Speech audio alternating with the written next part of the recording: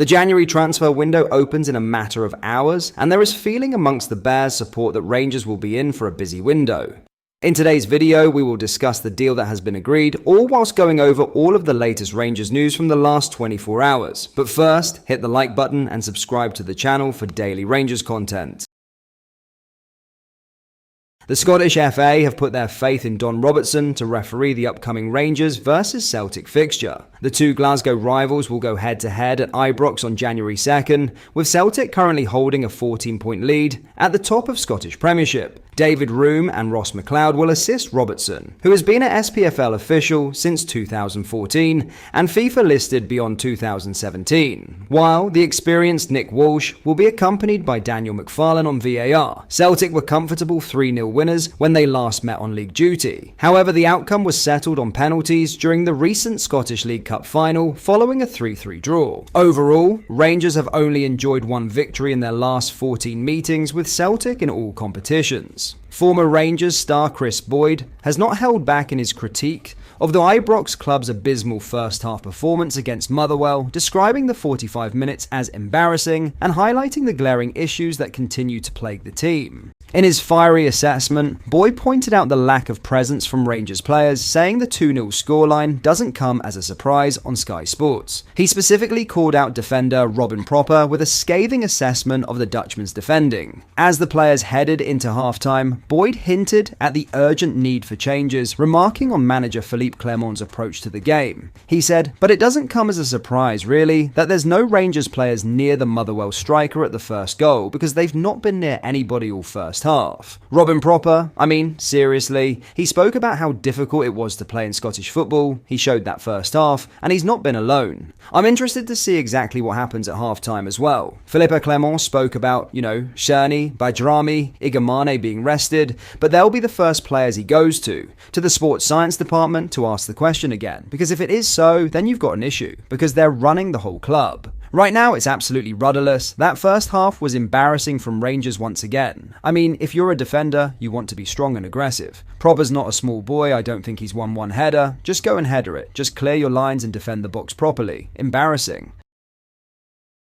In some transfer news ahead of January, Portsmouth have agreed a fee with Rangers over the signing of young defender Robbie Fraser. The Scottish youngster has appeared 3 times in the league for Rangers and is set to leave for around £200,000, personal terms to be discussed. Ridvan Yilmaz could be heading for the Rangers' exit door with contact established over a potential move. According to a report, Trabzonspor has been in touch with the Scottish Premiership giants regarding Yilmaz's availability. The 23-year-old has been at Ibrox since the summer of 2022, when he joined for around £5 million from Besiktas. Despite being into his 3rd season at the club, the left-back has never really become a nailed-on starter for the club.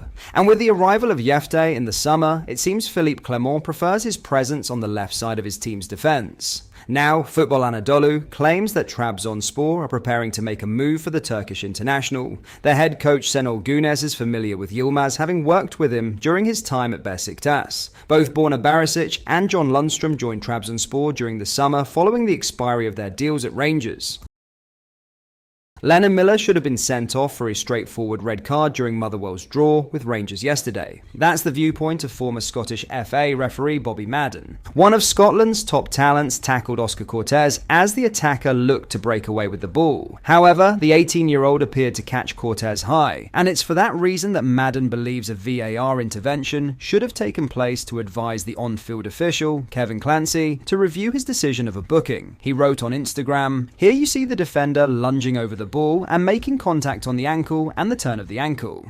This should be a VAR intervention and quite a straightforward red card for serious foul play." Speaking to Sky Sports post-match, former Gers striker Chris Boyd thought Miller was fortunate to get away with a yellow. He commented on the incident, "I think Lennon Miller is a little bit lucky here. You can understand, he goes over the top of him, but he does catch Oscar Cortés on the ankle there. I think he is very lucky." Philippe Clermont's side battled back from 2 goals down at Fir Park to secure a share of the spoils, thanks to a double by Hamza Igamane.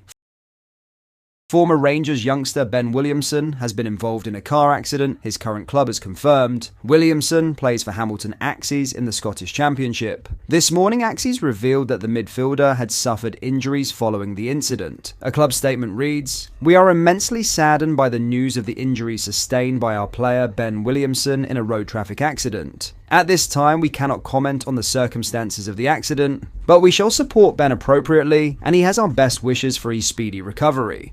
Our thoughts are very much with him at this difficult time." Williamson came through Rangers Academy, featuring for their B team and under-19 side in the UEFA Youth League. He never made a first-team appearance for the club, but had loan spells at Dundee and Raith Rovers, among others. In other news, Rangers are set to appoint former Manchester United and Scottish FA Communications chief Greg Mailer to oversee their public relations department.